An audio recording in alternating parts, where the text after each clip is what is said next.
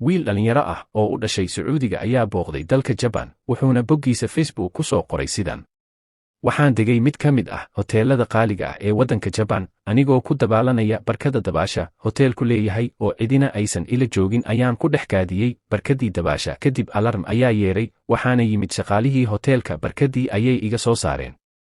biyihii oo idil ayayna ka saareen swimming poolko wayna nadiifiyeen. Kadib ninkii shaqaalaha ahaa ee qaabilsanaa soo dhoweynta ayaa i siiyey baasaboorkaygii isagoo igu amray inaan hoteelka isaga tago.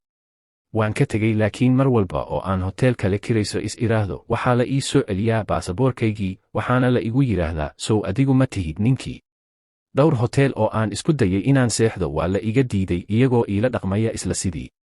kadib waxaan maciin biday safaaradaydii, waxayna igula taliyeen inaan dego hotel aan barkad dabaal lahayn. intaa kadib markii aan ka soo tegayey Japan, nin ka mid ah raggii ka shaqaynayay socdaalka iyo baasaboorrada ayaa markii uu tiimbareeyey baasaboorkaygii wuxuu igu yidhi: waxaan rajaynayaa inaad wax ka faa'iidaysatay cashirkii laguu dhigay. macnaha Japan oo dhan ayaa ogaatay inuu isku kaadiyey. ficilka uu sameeyey meel kasta oo Japan ah ayaa lagu wargeliyey. guji barta guduudan, riix suulka kor u taagan haddii aad ka heshay la wadaag.